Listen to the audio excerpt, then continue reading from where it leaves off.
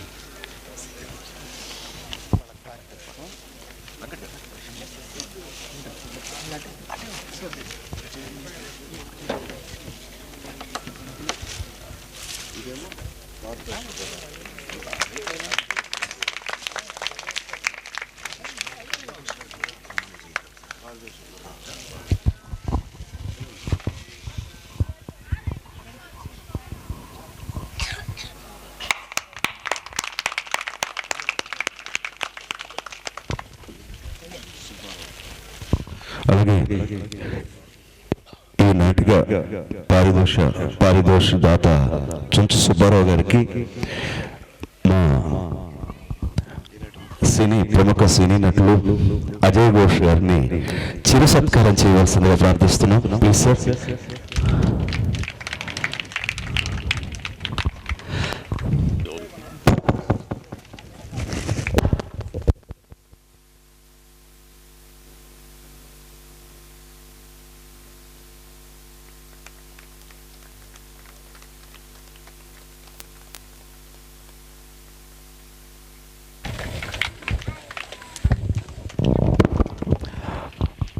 అలాగే సుబ్బారావు గారి స్పందన కూడా తెలియచేయవలసిందిగా కోరుతున్నాను.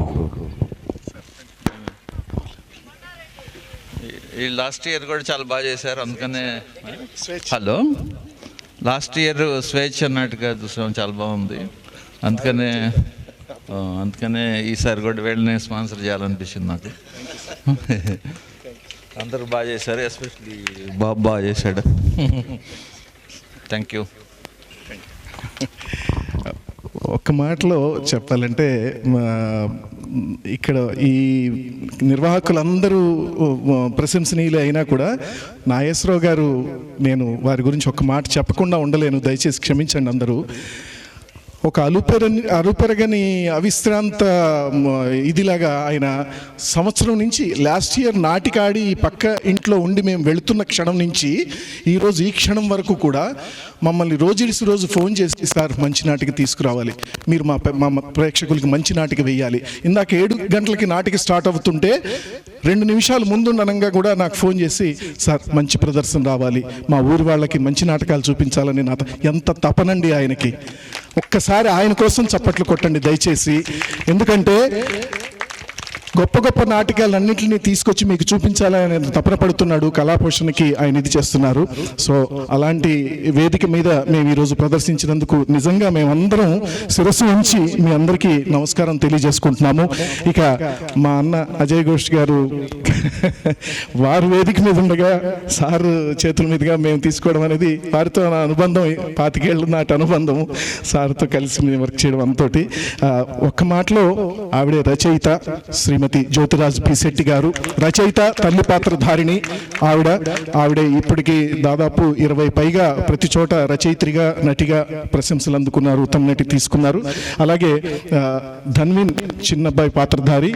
హర్షిని గురించి మీకు ఆల్రెడీ చెప్పాను. ఆవిడ నిజ జీవితంలో ఇలాంటి ఇదినే అనుభవించి ఆవిడ ఈరోజు ట్రాన్స్ ఉమెన్ గా ఉంది. ఇక శ్రీకాంత్ అండ్ కృష్ణ వీళ్ళిద్దరూ సెట్ అండ్ లైటింగ్ హెల్ప్ చేశారు. ఇక ఈ నాటికలో మరో ముఖ్య పాత్రధారి ఎవరయ్యా అంటే సంగీతం. ఈ నాటికకి సంగీతం, ఆ పాటలు లేకపోతే మా పాత్రలేవి లేవు. సురభి నాగరాజు, ఆ తర్వాత సంతోష్ శేషు పాత్ర వేశాడు. ఇక ఈ అబ్బాయిని మీరు అజయ్ అన్నలాగా ఇన్ని కూడా ఒక 60 సినిమాల్లో చూసుండాలి మీరు. తండేల్లో, కేజీఎఫ్లో ఇట్లా చాలా సినిమాల్లో యాక్ట్ చేశాడు. 60 పైగా సినిమాల్లో యాక్ట్ చేసిన అబ్బాయి భానుప్రకాష్. మీ అందరి ఆశీస్సులు కోరి ఉలిచి గ్రామానికి పండగ రోజున వచ్చేసారు వీళ్ళంతా. రాధ గారు నా సతీమణి ఆవిడ, అలాగే రాజు గారు, వీరు కూడా బ్యాక్ స్టేజ్ వర్క్ చేస్తారు, జ్యోతి గారి హస్బెండ్. ఈ పాప నేహ కూడా మధ్యలో సెట్ వర్క్స్ అవన్నీ కూడా చేసింది. ఇది మా టీం అండి. చాలా సమయం తీసుకున్నాను, ధన్యవాదాలు. మరో సంవత్సరం మళ్ళీ మంచి నాటికతోటి మా శివరాం గారు మేమందరం మళ్ళీ ఇక్కడ ఉండాలని కోరుకుంటూ సెలవు. అలాగే ఈ నాటకం గురించి, ఎందుకంటే అజయ్ ఘోష్ గారు అంటే మాకేందంటే, మేము ఇవాళ నాటక రంగంలో ఉన్నాం, మా ముందు నాటక రంగంలో ఉన్నటువంటి గొప్ప వ్యక్తులు. మీ చిన్న స్పందన. అందరికీ నమస్కారం అండి. వెంకటంలో ఇంత ఇది ఉందని నాకు తెలియదు. ఈయన అంబేద్కర్ నాటకం ఒకసారి చూడడానికి ఏదో ఫోన్ చేసి చెప్పారు, కానీ నాకు కుదరలేదు. కానీ ఇంత టాలెంట్ అమ్మ బడవ ఏందో అసలు. ఈ నటన, ఈ వ్యవహారం చూస్తుంటే మేము ఎక్కడ ఉండమో అర్థం కావట్లేదు నాకు. నిజం అలాగేదు నిజం ఒప్పుకోవాలి కదా. అంత లేదు కదా. కానీ అమ్మా చాలా సమాజానికి ఉపయోగపడే అమ్మమ్మ బలు చాలా. నాకైతే ఏడుపు వస్తుంది. అమ్మాయి నువ్వు కూడా చాలా బాగా చేశారు. ఇక మాట్లాడుకోవటాలు అంతే. Thank you. అలాగే చుంచు ఆంజనేయులు గారిని వేదిక మీదకి రావాల్సిందిగా, ఇప్పుడు ఈ 3 రోజుల కార్యక్రమాలకి భోజన వసతి కల్పించినటువంటి దాత వారిని వేదిక మీదకి రావాల్సిందిగా కోరుతున్నాం.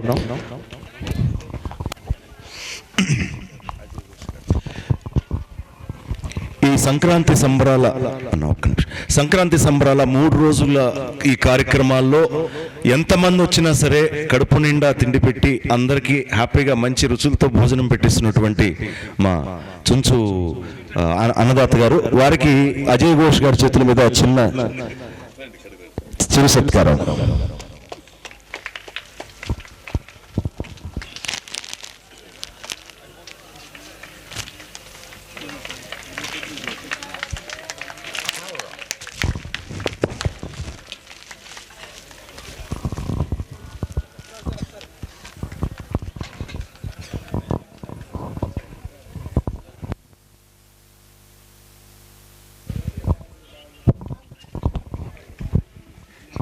అలాగే సార్ స్పందన కూడా తెలియజేయవలసిందిగా కోరుతూ ఉన్నాం.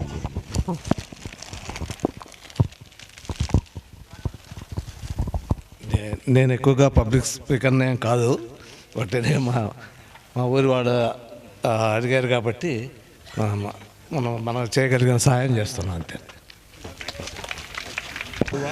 అంటే అజయ్ ఘోష్ గారు అంటే నేను ఫస్ట్లో ఏమనుకున్నానంటే ఈ వెస్ట్ బెంగాల్ ఆయన అనుకున్నా. తర్వాత ఆయన ఇంటర్వ్యూలో ఒకసారి యూట్యూబ్లో చూశాను. వాళ్ళ నాన్నగారు కమ్యూనిస్ట్ కావడం వల్ల ఆ భావాలతోటి అజయ్ ఘోష్ అని వీరికి పేరు పెట్టడం జరిగింది. ఫస్ట్ సినిమాల్లో చూసి అజయ్ ఘోష్ గారు తెలుగు ఇంత చక్కగా మాట్లాడుతున్నారా అనుకున్నాను నేను అప్పట్లో, ఫస్ట్ సినిమా రంగంలోకి మీరు ఎంటర్ అయినప్పుడు. అలాగే రంగస్థలం సినిమాతోటే భయపెట్టేసేసాడు పిల్లల్ని, నిద్రలో కూడా కలవరించేటట్లుగా. అలాగే ఇక్కడ ఇందాక ఎవరో అంటున్నారు సార్ని చూసి కొండారెడ్డి అని, ఎవరో పిల్లోడు అంటున్నాడు అక్కడ. పుష్ప సినిమాలో కొండారెడ్డి పాత్ర పుష్పే కదా సార్, పుష్ప సినిమాలోనే కదా. అట్లాగే వీరసింహారెడ్డి మన గోపీచంద్ తీసిన సినిమాలో మరొక విలన పాత్ర అద్భుతంగా నటించి చాలా ప్రజల యొక్క ప్రేక్షకుల యొక్క మన్నలు పొందారు. అలాంటి గొప్ప నటులు ఈరోజు మన గ్రామానికి ముఖ్య అతిథిగా ఈ యొక్క కార్యక్రమానికి రావడం విశేషం. వారిని మా ఉలిచి అభ్యుదయ సేవా సమితి తరఫున చిరు సత్కారం సార్. ఇప్పుడు ఈ సత్కారాలు ఇవన్నీ చేస్తే రిటైర్మెంట్కి దగ్గర పడ్డట్టు. ఏ వదిలే భాష అన్నయ్య గారు, ఇంటికి అతిథికి వచ్చినప్పుడు గౌరవించడం మర్యాద. ఆ చిన్న మర్యాద పూర్వక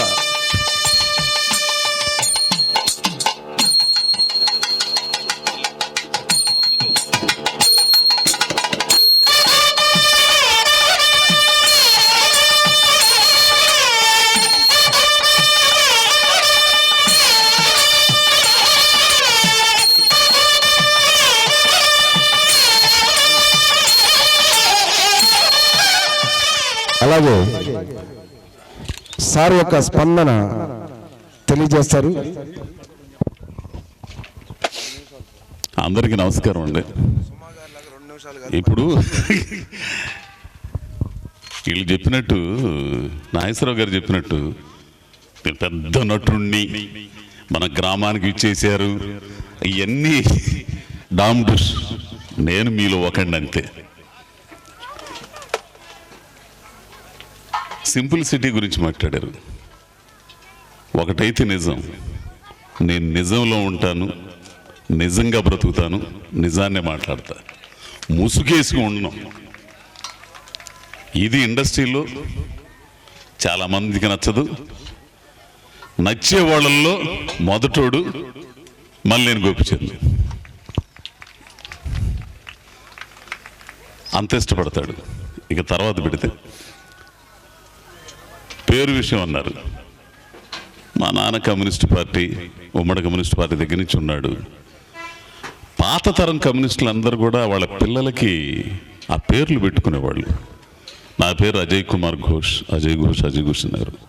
మా రెండో వాడి పేరు తెలంగాణ రైతాంగ పోరాటంలో చనిపోయిన ఎన్కౌంటర్ అయిన చాగంటి భాస్కర్ రావు, పర్చూరు దగ్గర ఆయన డాక్టర్, అతని జ్ఞాపకార్థం భాస్కర్.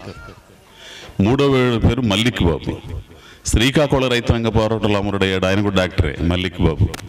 అతనికి ఆ పేరు పెట్టుకున్నాడు. నా కొడుకుల పేర్లకు వచ్చేసరికి చంద్రశేఖర్ ఆజాద్, భగత్ సింగ్, కల్పనా దత్తు, నిర్మల, ఇట్లాంటి పేర్లు పెట్టేశాడు. పాత తరం కమ్యూనిస్ట్ పార్టీ నాయకులు, మీరన్నారే అభ్యుదయ సేవా సమితి ఏదో ఉంది పేరు, అది చూడంగానే కొంచెం పొలకించింది. ఆ అభ్యుదయం అనేది, ఆ ఆలోచన అనేటువంటిది ఈ ప్రకాశం జిల్లా గడ్డ మీద ఇప్పటికి కాదు ఎప్పటికీ చెరిగిపోదు. ప్రత్యేకం ఇక్కడ. అందులో ఈ కరవాది ఉలిచి ప్రాంతాల్లో ఆ కమ్యూనిజానికి సంబంధించి కాదు, కమ్యూనిజం తీసేయండి, అభ్యుదయం, మనిషిని మనిషిగా గౌరవించాలి, మనిషిని సాటి మనిషి దోచుకోవడానికి వీల్లేని సమాజం కావాలని కోరుకునే ఆ తత్వం ఈ మట్టిలోనే ఉంది, ఈ ప్రకాశం జిల్లా మట్టిలో. అలాంటి మనుషులున్న ప్రదేశాలు ఈ ఎస్పెషల్ ప్రకాశం జిల్లా, ఈ కరవది కానీ, ఒంగోలు కానీ, ఈ పరిసరాలన్నీ కూడా. ఇకపోతే నా ప్రయాణం, సినిమా రంగ ప్రయాణం కానీ 1982 ఇదే ఉలిచి గ్రామంలో నేను ఇంటర్మీడియట్ చదువుతున్న రోజుల్లో కాలేజీలో యానివర్సరీ కోసం ఒక నాటిక నేర్చుకున్నాం. కాశీ విశ్వనాథ్ గారు రాసిన ఓటున్న ప్రజలకు కోటి దండాలు. ఆ నాటికని ఆ నాటికను చూసిన ఇక్కడ మన పద్మశాలి కమ్యూనిటీకి సంబంధించిన వాళ్ళు చూసి జంజన వెంకటేశ్వర్లని వేటపాలలో ఉంటారు ఆయన, ఆ కమ్యూనిటీకి సంబంధించిన ఆయన మాట్లాడి ఆ నాటికి ఈ ఊళ్ళో ఏంచారు. 1982లో ఈ ఉలిచి గ్రామంలో కోటున్న ప్రజల కోటిదండాలనే నాటికి నేను వేశాను ఇక్కడ. అట్లా నాకు ఈ ఉలిచి అనగానే ఒక అనుబంధం ఉంది. రాజా అని అప్పట్లో ఇప్పుడు బ్యాంక్ మేనేజర్గా రిటైర్డ్ అయిపోయాడు, పాలేటి రాజా బ్యాంక్ మేనేజర్గా రిటైర్డ్ అయిపోయాడు. ఆ అన్న నృత్య నాటికలు కానీ అద్భుతంగా చేసేవారు. అలా ఈ పరిసరాలతో నాకు చాలా అనుబంధం ఉంది. లక్ష్మయ్య గారు, లక్ష్మీనారాయణ, అవును, సుబ్బారావు గారు, వీళ్ళందరూ కూడా. సరే, ఇక్కడికి రావడానికి ముఖ్య కారణం ఏంటంటే గోపీచంద్ పిలిచి, నేను రావడానికి కుదరట్లేదు, ఆయన బాలకృష్ణ గారు పెద్ద సినిమా జరగబోతుంది, దాంట్లో ఉన్నారు ఆయన, ఈ పండగకి నేను రాలేను, వాళ్ళు అడిగారు నువ్వు వెళ్ళు అబ్బా అని అన్నాడు. అదే అబ్బాయి, నా బాధ్యత అది, నాకు ఆనందకరమైన విషయం, వెళ్ళమని చెప్పాలి, వెళ్ళగలరా అనేది అంటాం కాదు, వెళ్ళమని చెప్పాలి, వెళ్ళంటే వచ్చాను నేను. పోతే ఇంకొక విషయం ఏంటంటే, నేను ఇప్పుడు వీళ్ళందరికీ చెప్పేది, అది తప్పో ఒప్పో నాకు తెలియదు, మన పిల్లలు కలెక్టర్లు కావాలి, ఇంజనీర్లు కావాలి, డాక్టర్లు కావాలి, సాఫ్ట్వేర్ ఇంజనీర్లు కావాలి, కోట్లు సంపాదించాలి, యుఎస్ వెళ్ళాలి, అబ్రాడ్ వెళ్ళాలి, ఎన్ని కళలు ఓకే. అలానే కళాకారులు కావాలని కూడా కోరుకోండి, వాళ్ళల్లో ఉంటుంది ఆ జిజ్ఞాస. నీకు ఒంటికి జబ్బు చేస్తే డాక్టర్ ఎట్లానో, మనసుకి జబ్బు చేస్తే యాక్టర్ ఎట్లా అంటాడు. ఈ సమాజంలో చైతన్యవంతం చేయాలన్నా కానీ, ఒక ముందు మార్గం చూపించాలన్నా కానీ కళాకారుడే. ఆ కళల్ని ఇట్లా గుర్తించి ఇలాంటి సంక్రాంతి పండగకి మీలో చైతన్యవంతం. ఇప్పుడు ఆడిన అమ్మ చెక్కిన బొమ్మ ఎంత అద్భుతమైన సందేశం. అలాంటి ప్రదర్శనల్ని ప్రదర్శింపజేసి మనలో చైతన్యాన్ని నింపడానికి ప్రయత్నం చేస్తున్న ఈ సంస్థ, దానికి సహకరిస్తున్న పెద్దలు, ఈ పెద్దలందరూ కూడా చాలా అభినందనీయులు. ఇదేదో ముక్తసరిగో లేకపోతే మునగ చెట్టెక్కేయడానికి మాట్లాడే మాటలు కాదు, నేను ఉన్నది ఉన్నట్టు మాట్లాడేస్తా. ఇలా ప్రతి గ్రామంలో జరగాలి. అంతా ఈ ప్రపంచీకరణ, గ్లోబలైజేషను, ఎకనామిక్ ముందుకెళ్ళిపోవడం, ఆర్థిక వ్యవస్థలో ఇదంతా మార్పులు వచ్చేసి మనుషుల మధ్య బంధాలన్నీ తెగిపోతున్నాయి. ఇందాక వెళ్తుంటే మనోడు అంటున్నాడు, మా కోటేశ్వరరావు, ఎవరు ఉండట్లేదు ఇక్కడ, మీరు కూడా అంటున్నారు ఎవరు ఉండట్లేదు, గ్రామాల్లో అందరు వెళ్ళిపోయారు, ఏదో సంక్రాంతికి వరక సరదాగా వస్తున్నారని. మూలాలను మర్చిపోతే మనం మనుషులం కాదు.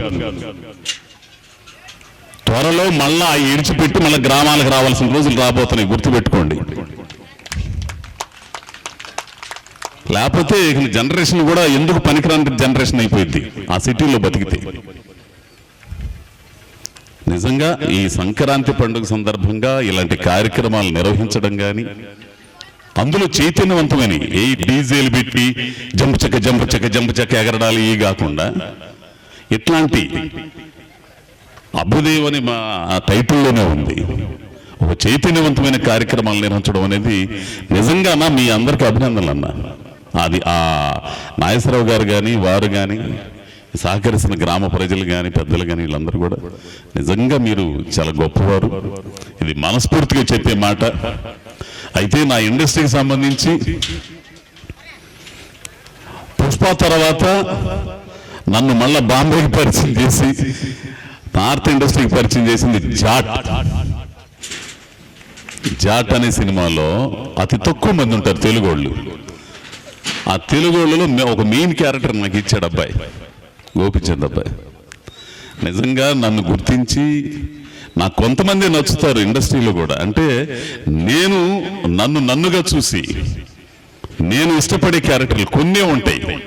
ఒక రంగస్థలం కానీ, పూరి జగన్నాథ్ గారి జ్యోతిలక్ష్మి కానీ, పుష్ప కానీ, వివేకాత్రేయ గారి సినిమా కానీ, నెక్స్ట్ గోపిచంద్. మిగతా అని డబ్బుల కోసం ఏ చేస్తుంటాం అన్ని పోతూ ఉంటాయి, వస్తుంటాయి, వెళ్ళిపోతుంటాయి. కానీ ఒక మనలో ఆర్టిస్ట్ తృప్తి పడేవాడు, నేను చేశాను బా ఏమో బ్రహ్మాండంగా ఉందరండి, ఏమో అసలు ఏముందరా అని అనిపించుకుని నేను తృప్తి పడే విధంగా ఇచ్చింది ఈ క్యారెక్టర్లే. ఇంకొక విషయం, నన్ను ఉపయోగపెట్టుకోవడం కొంతమందికి చేత కాదు. ఈ మాట అన్నా కానీ ఇబ్బంది అయినా కానీ ఓకే, అది కొంతమందికే చేత. సుకుమార్ గారు లాంటి వాడు, ఈ గోపిచంద్ గారు లాంటి వాళ్ళు కొంతమంది. సో నేను ఇండస్ట్రీకి నా జీవితం నాగేశ్వరరావు గారికి తెలుసు ఇంకా బాగా. వారికి ఒంగోలులో ఆ మెయిన్ రోడ్లో ఒక బల్ల పెట్టుకుని కిళ్ళీలు కట్టుకునేవాడిని. ఫస్ట్ సిటీ కేబుల్ దగ్గర న్యూస్ రీడర్గా స్టార్ట్ అయింది నా జీవితం, చీరాల సిటీ కేబుల్లో. అక్కడి నుంచి ప్రోగ్రామ్ డైరెక్టర్, అక్కడి నుంచి హైదరాబాద్ ప్రయాణం. అక్కడి నుంచి వచ్చేవారు ఈ కుంచే రఘు, సునీత గారు, వీళ్ళందరూ కూడా విజయవాడ వచ్చి ప్రోగ్రాం అంత్యాక్షరికి యాంకర్స్గా వచ్చేవారు. మళ్ళా నేను పనిచేసే విధానం చూసి కుంచేరావు అనేవాడు, ఒరే అన్నయ్య ఇక్కడ కాదురా నువ్వు హైదరాబాద్ వచ్చారు, అద్భుతమైన టాలెంట్, నీది అద్భుతమైన టాలెంట్ రా, అక్కడికి వచ్చి బ్రహ్మాండంగా ఉంటుంది అసలు అనుకునేవాడు అని చెప్పేవాడు. నిజమే అనుకొని అక్కడ ఉద్యోగానికి ఇసిరేసి హైదరాబాద్ వెళ్ళా. 3 నెలల్లో తెలిసిపోయింది దారి తప్పి వచ్చామని. అంతా అగమ్మకి వచ్చాం, ఏమో అర్థం కావట్లా. రమ్మన్న రఘు ఏమన్నా ఓకేరా ఓకే బాయ్ ట్రై చేయి అని చెప్పేసి వెళ్ళిపోయాడు. ఇక అక్కడి నుంచి స్టార్ట్ అయింది ప్రయాణం. అయితే నా మీద నాకు నమ్మకం ఉంది, నా టాలెంట్ మీద నాకు నమ్మకం ఉంది. ఇది తలకెక్కిన పొగరుతో చెప్పే మాట కాదు, ఆత్మవిశ్వాసంతో చెప్పే మాట, అతి విశ్వాసంతో చెప్పే మాట కాదు. నేను ఇప్పటికీ చాలా మంది అడుగుతుంటారు, అన్నా ఏదైనా వేషం ఎట్లా రావాలని. ఎన్ని కాదు, మనలో నిజంగా టాలెంట్ ఉందా లేదా, మనలో ప్రతిభ ఉందా లేదా, ఏమాత్రం మనం చేయగలుగుతాం అనేది పరీక్షించుకోవాలా. చీకట్లో రాయి కొడితే తగిలితే మనకు కూడా అనుకుంటే కుదరదు. ఇక్కడ ఏదో ఒక 2-3 సినిమాలు 2-3 సీరియల్ చేసి వెళ్ళిపోవడమే. నిజంగా ప్రతిభ ఉండి నువ్వు కష్టపడి అంతరాత్మ సాక్షిగా కష్టపడితే అక్కడ నువ్వు కళాకారుడిగా నీ ప్రతిభను నిరూపించుకోవాలనుకుంటే మాత్రం అది 1 రోజులు అయిద్దా, 1 సంవత్సరం అయిద్దా, 3 సంవత్సరాలు అయిద్దా, 4 సంవత్సరాలు అయింది పక్కన పెట్టేయి. ఏదో ఒక రోజున బ్లో అవుట్ అయింది. కళామ తల్లి ఏదో ఒక రోజున చూస్తుంది. గోవాడు వెంకట ఉన్నాడు, ఆయన నేను కలిసి సీరియల్స్ చేసేవాళ్ళం ఒకప్పుడు. నేను ఈ చిన్ని గుర్తింపు మీ ముందు ఇలా నిలబడి మాట్లాడే ఈ చిన్ని గుర్తింపు తెచ్చుకోవడానికి 14 సంవత్సరాలు నానా అయితే కానీ రాలా. ఊరకనే రాదు సక్సెస్ ఎప్పుడు కూడా. ఒక రేతిలో స్టార్ అయిపోవడం అంటే జరగని పని అది. సో ఇదంతా నా గురించి. ఇది ఇప్పుడు దాకా వారి గురించి చెప్పాను, ఆయన చెప్పమంటే చెప్తున్నాను నేను. సో ఇండస్ట్రీలో నన్ను ఆదరించే వాళ్ళు చాలామంది ఉన్నారు. నాకు ఈ చిన్న గుర్తింపు తెచ్చుకోవడానికి చెయ్యి అందించిన వాళ్ళు, అన్నం పెట్టిన వాళ్ళు, డబ్బు సాయం చేసిన వాళ్ళు, మిత్రులు, స్నేహితులు. నా అదృష్టం ఏంటంటే, ఎప్పుడైనా ఒకటి గుర్తుపెట్టుకోండి, నా అదృష్టానికంటే ముందు ఒక మాట చెప్పాలి. మనం ఎంచుకునే సర్కిల్ని బట్టే మన సక్సెస్ ఆధారపడి ఉంటుంది. ఈ మాట అందరూ గుర్తుపెట్టుకోండి. మనం ఒక హంబక్ సర్కిల్ తోడైందనుకోండి, మనకు తెలియకూడనే మన పెద్ద హంబక్ అయిపోతాం. వెనక తిరిగి చూసుకుంటే అంత చీకటి ఉంటుంది. నా అదృష్టం ఏంటంటే నాకు తోడైన వాళ్ళందరూ కూడా మంచి మంచి కవులు, కళాకారులు, రచయితలు, సమాజంలో మేధావులు, జర్నలిస్టులు, వీళ్ళందరూ వాళ్ళతో స్నేహాలు ఏర్పడ్డాయి నాకు. ఆ స్నేహాలను కుదిర్చింది చందన స్టూడియో. అది కూడా కమ్యూనిస్ట్ బ్యాక్డ్రాప్ స్టూడియోనే. అభ్యుదయ భావాలు గల వాళ్ళందరూ కలిసి పెట్టుకున్న స్టూడియో. ఆ స్టూడియో నాకు 6 సంవత్సరాలు నాకు ఆశ్రయం ఇచ్చింది. అక్కడే పడుకునేవాడిని, పెట్టిందేదో తినేవాడిని, వాళ్ళు పంపించే పని చేసేవాడిని. అందరూ చెప్పేవారు, అజయ్ ఘోష్ అని మనోడయ్య కొంచెం వేషం ఉంటే ఒక్క డైలాగ్ వేషానికి పిలిచేవాళ్ళు. సీరియల్స్లో వెళ్ళి చేస్తే ఈ పంపించిన వాళ్ళకి ఫోన్ చేసి వాడెవడయా అని అమ్మ బలి చెప్తున్నాడు, వాడి వాయిస్ ఏంది, వాడేంటి భలే ఉందయ్యా, ఈసారి మంచి క్యారెక్టర్ ఇద్దాం, అట్లా అట్లా అట్లా ఎదుగుతూ ఇచ్చాను నేను. ఇదంతా ఎందుకు చెప్తున్నానంటే ఏ రంగంలో అయినా సరే మన స్నేహితులు, మనం ఎంచుకునే స్నేహితులు, మన పరిచయాలు, మనం ఎందుకు వచ్చాం, ప్రత్యేకించి ఇండస్ట్రీకి ఎందుకు వచ్చాం అనేది ప్రతిసారి, ప్రతి నిమిషం, ప్రతి క్షణం మనకి ఇక్కడ ఉండాలి. అది లేకపోతే మనం పతనం అవడానికి చాలా ద్వారాలు తెలుసుకొని ఉంటాయి అక్కడ. సో ఈ పండుగ వేళ, ఈ సంక్రాంతి వేళ నన్ను ప్రత్యేకంగా పిలవాల్సిన పని లేదు. ఇప్పుడు కూడా మళ్ళీ చెబుతాను, మళ్ళా సంక్రాంతికి ఎప్పుడైనా సరే ఖచ్చితంగా ఈసారి గోపి, నేను అందరం వస్తాం. ఇది నా ఊరు, నా మనుషులు, మన మనుషులు. మీరు ఫోన్ చేసి గోషో రెడీ, నువ్వు వస్తున్నావు కదా, ఏ డేట్ వస్తున్నావు అని ఫోన్ చేసి చెప్పడం అంతే. ఈయన మాట్లాడితే కారు పంపించమంటారా, ఈయన ఇంటికి వస్తారు సార్, ఆ సార్, ఏందయ్యా సార్లు బోర్లు ఇవన్నీ కూడా.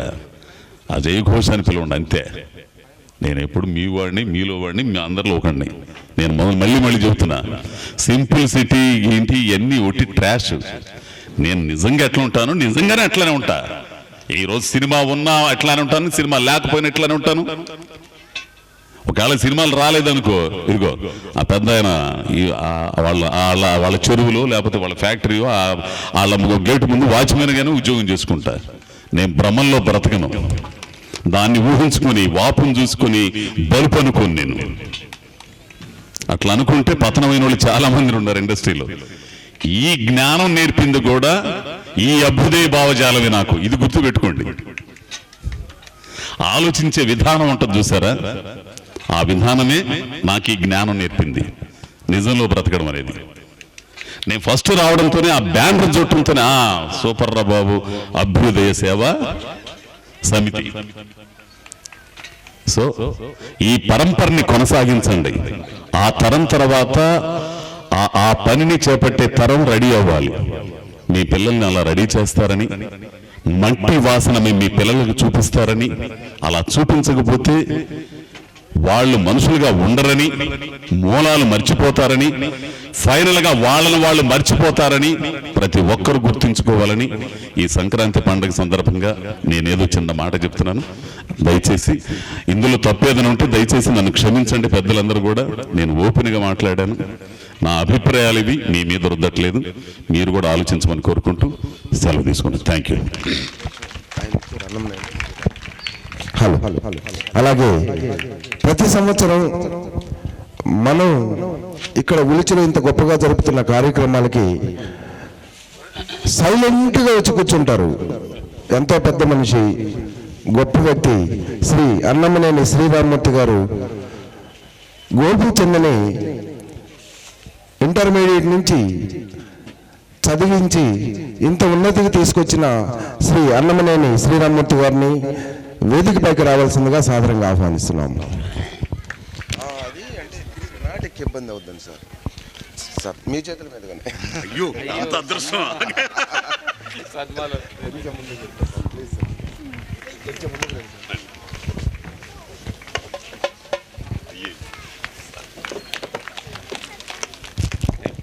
Thank you sir. ప్రతి సంవత్సరం లాస్ట్ ఇయర్ కూడా ఇలాగే సైలెంట్గా వచ్చారు, గ్యాలరీలో కూర్చున్నారు.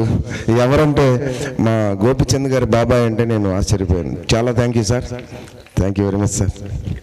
నెక్స్ట్ ఇయర్ కూడా మీరు ఇలాగే రావాలని కోరుకుంటున్నాను సార్. 2 మాటలు. ఉలిచి గ్రామస్తులందరికీ సంక్రాంతి శుభాకాంక్షలు.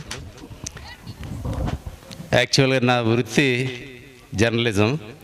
దాదాపు 40 ఏళ్ళు కంప్లీట్ చేసి ఈ మధ్యకాలంలో విశ్రాంతి తీసుకున్నాను కొంతకాలం. అయితే అంత హడావుడిగా పనిచేసిన వాడిని ఇంట్లో ఉండలేకపోయాను. అందుకని ఊపిరి ఉన్నంత వరకు ఏదో ఒకటి చేయాలని రీసెంట్గా ఒక సీనియర్ వెబ్సైట్, అది దాదాపు 25 ఏళ్ళ నుంచి తెలుగు వన్ వెబ్సైట్లో జాయిన్ అయ్యి, అది యూట్యూబ్ ఛానల్ కూడా ఉంటుంది, దాంట్లో న్యూస్ హెడ్గా చేరాను. అయితే అక్కడ ఉద్యోగం కాదు, నాకు వ్యాపకం. ప్లస్ అందులో నేను చేస్తుంది ఏంటంటే స్టేట్లో సీనియర్ పొలిటీషియన్స్ కానీ సీనియర్ వివిధ రంగాలకు చెందిన సీనియర్స్ని ఇంటర్వ్యూలు చేయడమే కార్యక్రమంగా పెట్టుకున్నాను. అది కూడా నా ఇంటర్వ్యూలన్నీ ఏమంతా కాంట్రవర్సీ కాదు. చిన్నప్పుడు మీరు ఎలా బతికారు, చిన్నప్పుడు మీరు స్కూల్కి ఎలా వెళ్ళారు, మీరు ఎలా ఎదిగారు అనే పాయింట్ మీద ఎక్కువ స్ట్రెస్ చేసి అవే ఇంటర్వ్యూలు ఇస్తున్నాను. కారణం ఏంటంటే నేను ఇవాళ ఉంటాను పోతాను, రేపు ఆ పెద్దోళ్ళు ఉంటారు పోతారు, కానీ ఈ యూట్యూబ్లో ఎక్కింది మాత్రం చిరకాలం ఉంటుంది. నెక్స్ట్ జనరేషన్స్ టైం ఉంటే వాళ్ళు ఖచ్చితంగా ఆ ఇంటర్వ్యూలు చూసైనా అరే మనం ఇలా బతకాలి కాబోలని తెలుసుకోవాలనేదే నా ఉద్దేశం. అందులో భాగంగా నేను ఇంటర్వ్యూలు చేసిన వాళ్ళలో మొట్టమొదట ఆయన వెంకయ్య నాయుడు గారు. ఆయన ఇంటర్వ్యూ చేస్తే ఆయన చెప్తున్నప్పుడే నా కళ్ళనీళ్ళు తిరిగినాయి. ఎందుకంటే వెంకయ్య నాయుడు గారు చిన్నప్పుడే తల్లిని కోల్పోయారు. ఎలాగంటే ఈరోజు అందరికీ ఆయన భారత ఉపరాష్ట్రపతిగా తెలుసు, తెలుగు భాషాభిమానిగా తెలుసు. ఆయన మన ఉదయగిరి ప్రాంతమో లేకుంటే నెల్లూరు వాసి అని తెలుసు అందరికీ. కానీ ఆయన కన్నతల్లి చనిపోయిన విషయం నాకు కూడా చాలా రోజులు అన్నేళ్ళు జర్నలిజంలో ఉన్నా కూడా నాకు తెలియదు, నాకు కొత్త విషయమే. ఆయన్ని చంకలో పెట్టుకొని వాళ్ళకి చాలా పాడి పశువులు ఇవి ఉండేట. ఆయన ఒక గేదె దగ్గరికి వెళ్ళింది ఆవిడ పొద్దున్నే మేత పెట్టడానికి. ఆ గేదె కుమ్మింది ఆవిడని.